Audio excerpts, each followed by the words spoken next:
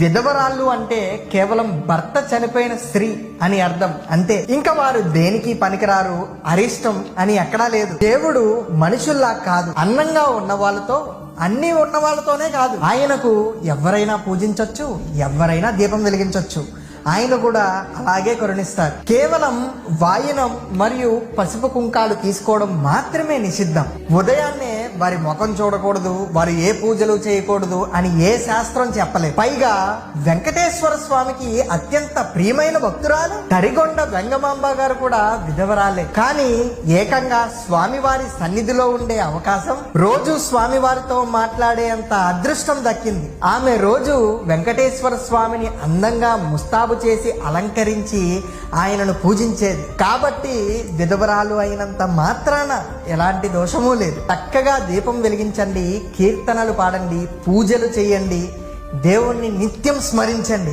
ఎవరైతే ఈ సమస్యతో బాధపడుతున్నారో వారికి ఈ వీడియోని షేర్ చేసి బాధపడొద్దని చెప్పండి. జై సనాతన ధర్మ, జై శ్రీరామ్.